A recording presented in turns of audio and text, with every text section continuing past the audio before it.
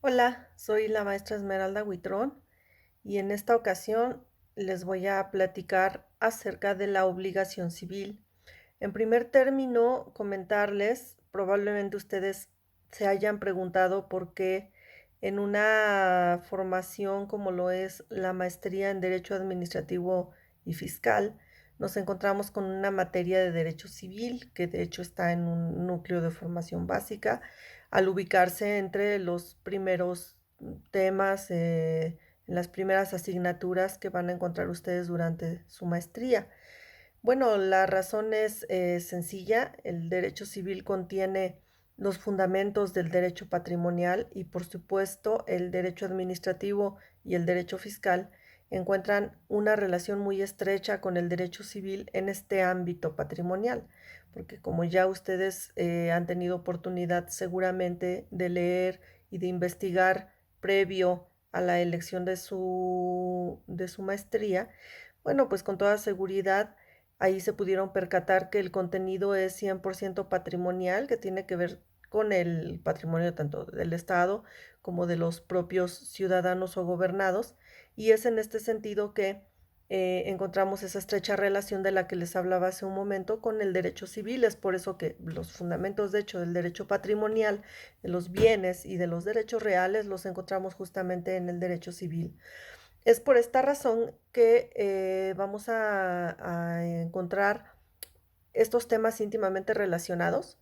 Y el primero de ellos, uno de los más importantes, que además muchos autores renombrados reconocen como la espina dorsal del derecho, y por qué no recalcarlos, en el caso que estamos abordando del derecho patrimonial, es justamente la obligación.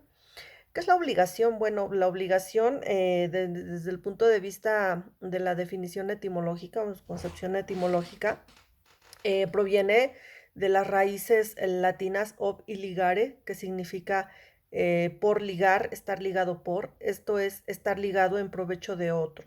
Hay muchas definiciones de la obligación. Nosotros vamos a comentar en esta ocasión la obligación, de acuerdo con el autor Manuel Bejarano, que nos dice que es un derecho personal u obligación, una relación entre personas que se encuentra sancionada por el derecho objetivo, que somete a una de ellas la necesidad de observar cierta conducta a favor de la otra, quien está autorizada a exigirla. De aquí entonces vamos a derivar tres importantes elementos de la obligación, que son los sujetos, el vínculo de derecho y el objeto. Estos tres elementos son los que nos van a permitir identificar justamente el concepto de obligación en el ámbito del derecho. Primer elemento, los sujetos. Decíamos que son dos personas que se encuentran ligadas en virtud de una relación jurídica, que es el segundo elemento, el vínculo de derecho. Y estos dos sujetos son el acreedor y el deudor. El acreedor es la persona que puede exigir una conducta de otra, y el deudor es el que se encuentra obligado a cumplir una prestación o, en su caso, una abstención. Y el tercer elemento es el objeto. El objeto puede ser, en el caso de la obligación, un dar, hacer o no hacer. Si estamos hablando de dar, por supuesto nos referimos a una cosa. Si estamos hablando de hacer, nos referimos a un hecho que puede ser positivo o negativo. En caso de que sea negativo, nos referimos a una abstención. Es entonces que el objeto de la obligación puede ser positivo o negativo. Positivo lo será si estamos hablando de una prestación, negativo, perdón, si nos referimos a una abstención. Ahora bien, de aquí se derivan otros dos conceptos importantes, que son el crédito y la deuda, porque la palabra obligación, cuando la consideramos del lado activo, toma el nombre de crédito, y cuando la consideramos del lado pasivo, toma el nombre de deuda u obligación en sentido restringido. ¿Qué quiere decir eso? Que la obligación en sentido amplio implica tanto al crédito como a la deuda, pero la obligación en sentido estricto se refiere únicamente a la deuda, es decir, a la obligación en estricto sentido, aunque ya suena redundante, desde el punto de vista del sujeto pasivo de la obligación, que es el deudor. Ajá. Bueno, De ahí pasamos entonces, ya habíamos comentado que los elementos de la obligación son los sujetos, acreedor y deudor, el objeto, dar, hacer o no hacer, y la relación o vínculo de derecho, que es el que precisamente le permite al acreedor exigir del deudor la prestación o la abstención, dependiendo a qué nos estemos refiriendo o desde qué sujeto nos estemos refiriendo. Entonces, el que ostenta el derecho subjetivo, es decir, el que tiene la facultad y recibe el nombre de acreedor o sujeto activo, es el que tiene la facultad de exigir. Y el que soporta la deuda es el que tiene el deber correlativo, es decir, el que está obligado en sentido estricto, y este recibe el nombre de deudor o sujeto pasivo. El objeto ya habíamos dicho, pero resaltamos o recalcamos que se trata o se puede tratar de un dar, hacer o no hacer. Esto se traduce en una prestación, es decir, en un sentido positivo, o se puede traducir en una abstención, es decir, en un sentido negativo. Si se trata de una prestación y es positivo, es una cosa y la obligación es de dar. Si se trata de una prestación en sentido positivo de un hecho, es una obligación de hacer. Y si se trata de una abstención, también sería de un hecho, pero en este caso es una obligación de no hacer. La relación jurídica es el vínculo de derecho, es decir, el respaldo que el derecho o la ley le da a los sujetos, en este caso y sobre todo al sujeto activo, para poder exigir del sujeto pasivo esa prestación o abstención. Y es una acción que se encuentra respaldada por la ley y que se puede llevar a cabo de manera obligatoria a través de la actuación de los órganos jurisdiccionales. Esto es que si el deudor no cumple con su obligación, puede el acreedor acudir ante los tribunales para exigir el cumplimiento forzado, ya sea a través de una ejecución forzosa justamente o bien de alguna prestación equiparable.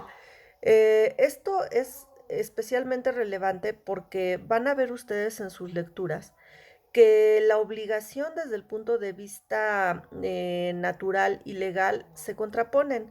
Una obligación natural que también algunos autores reconocen como una obligación de tipo moral, no tiene ese respaldo jurídico del cual les hablaba hace un momento. Es decir, para que la obligación tenga este respaldo jurídico debe tener este elemento imprescindible que es el vínculo de derecho.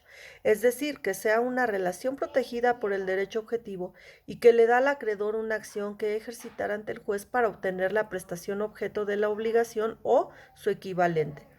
Entonces, en ese sentido, las obligaciones morales u obligaciones naturales no tienen esta posibilidad del respaldo legal.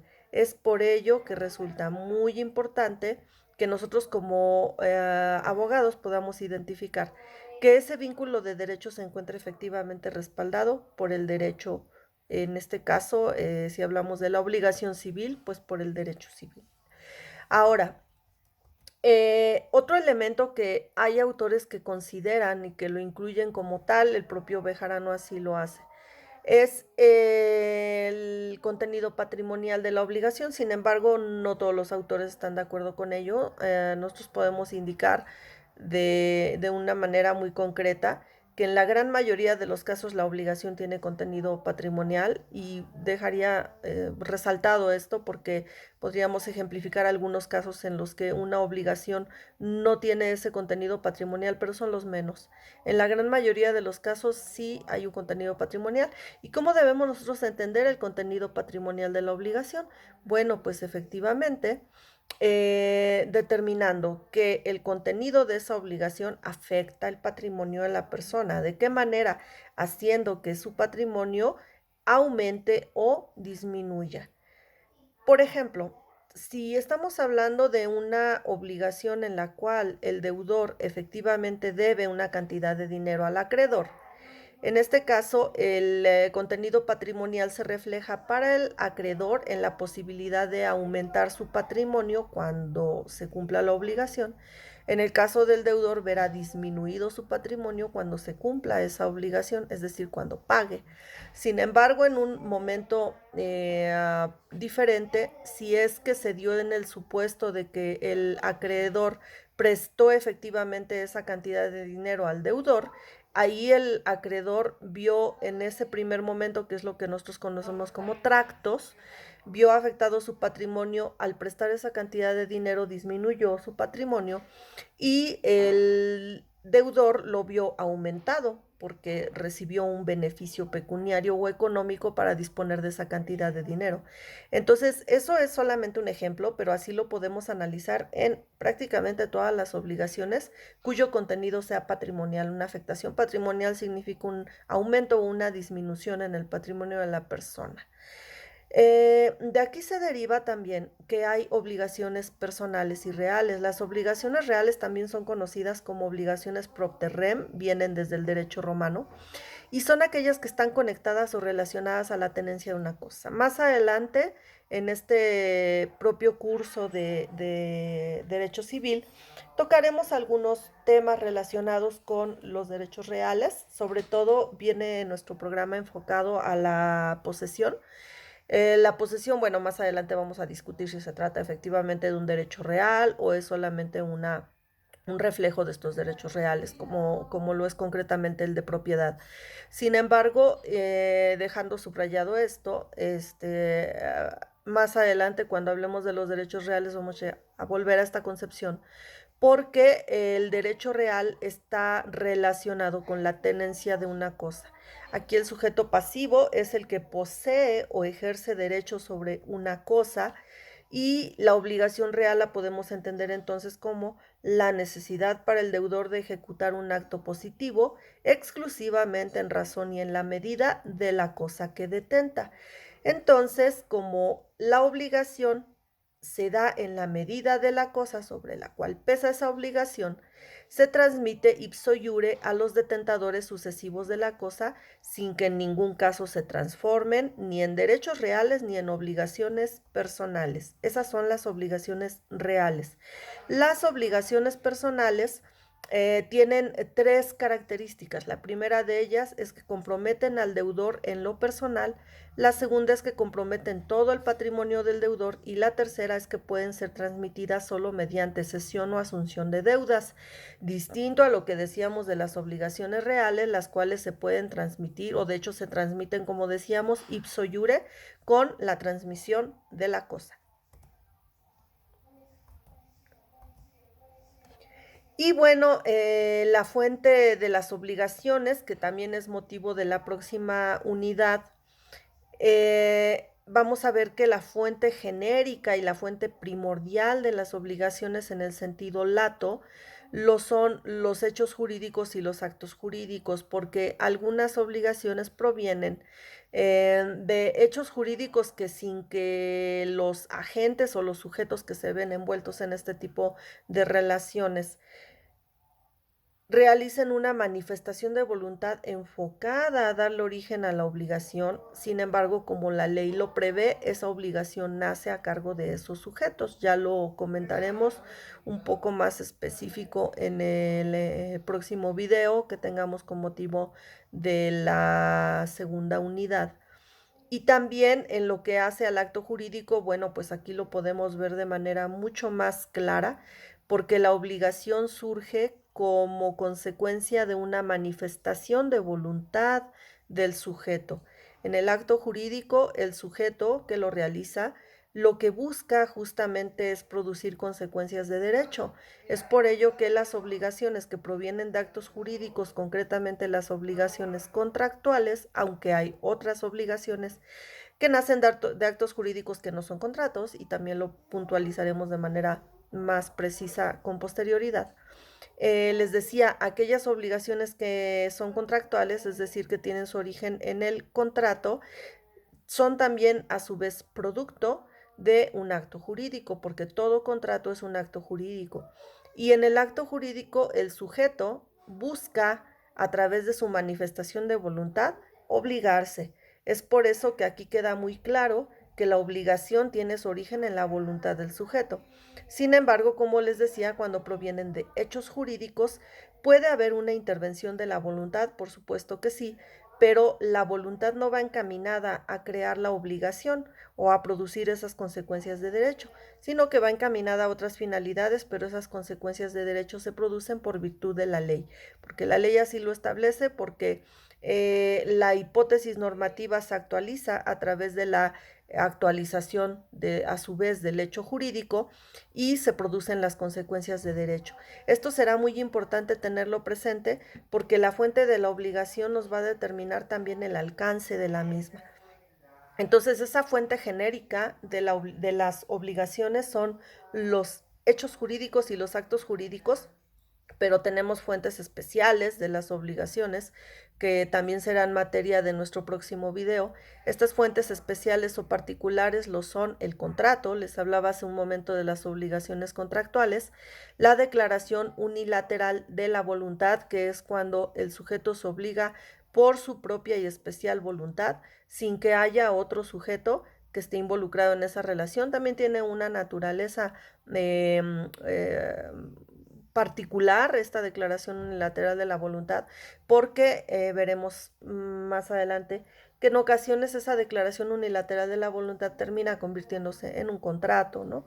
Pero cuando surge, es decir, cuando el sujeto manifiesta su voluntad de forma unilateral y decide con base en ella obligarse, pues solamente es su voluntad la que está fungiendo y ninguna otra persona todavía aparece como alguien que pueda exigir el cumplimiento de esa obligación, sino hasta que se den ciertas condiciones posteriores. Esto también, bueno, pues hay autores que lo han criticado y que creen que no es necesariamente una manifestación unilateral porque nadie se puede obligar consigo mismo y solo para sí mismo, sino que tendrá que haber otro sujeto. Veíamos que la obligación debe tener siempre dos sujetos, que son el acreedor y el deudor, pero en su origen la obligación sí puede provenir de un acto unilateral. Otra fuente particular es el enriquecimiento ilegítimo, no confundir con el delito de enriquecimiento ilícito, eso es otra cosa. Aquí estamos hablando del enriquecimiento ilegítimo como fuente de las obligaciones y que se manifiesta particularmente y de forma muy especial en una figura que es el pago de lo indebido. Otra fuente particular es la gestión de negocios, que también tiene muchas peculiaridades en cuanto al sujeto que decide gestionar un negocio a favor de otro, pero sin que el dueño del negocio se lo pida o se lo solicite, sino que se hace de una actuación por parte del gestor motu propio que está él dispuesto a llevar a cabo por otra finalidad que no tiene que ver con la de obligarse, pero que sin embargo le va a dar origen a ciertas obligaciones, tanto para el gestor como para el dueño del negocio, bajo ciertas y específicas circunstancias.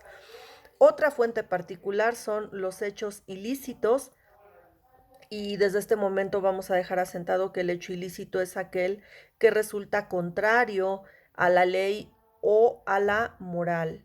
Y aquellas personas que realizan o ejecutan hechos contrarios a la ley o a la moral y que con su actuación perjudican o causan perjuicio a otra persona, estarán obligados a resarcir el daño que causen. De ahí que muchas obligaciones provengan del hecho ilícito. Y por último, otra fuente particular o especial que es el riesgo creado. El riesgo creado, que es una fuente de responsabilidad objetiva en donde la obligación proviene del hecho de que el sujeto haya creado un riesgo, como su nombre lo dice, por utilizar ciertos aparatos que por su propia naturaleza son peligrosos o ciertas sustancias o realizar ciertas acciones que son peligrosas y que si llega a crear algún daño, a producir algún daño, a causar un daño a terceras personas, pues estará obligado a resarcirlo. Todas estas son fuentes especiales de la obligación, las vamos a ver un poquito más con mayor detalle en nuestro próximo video. Esta parte introductoria es para sentar justamente qué es la obligación, cuáles son sus elementos, los tipos de obligaciones reales y personales, que ya comentamos en qué consisten, y las fuentes de las obligaciones de manera introductoria. Bueno, pues espero que esta información que les he comentado les resulte de utilidad. Posteriormente hablaremos de manera más específica, como ya se los había mencionado, de las fuentes de las obligaciones y ahí trataremos cada una de estas figuras de las cuales les hablé hace unos momentos solamente de forma introductoria. Pues muchas gracias, estamos al pendiente de cualquier duda que haya respecto de estos temas y nos vemos en la próxima transmisión. Muchas gracias.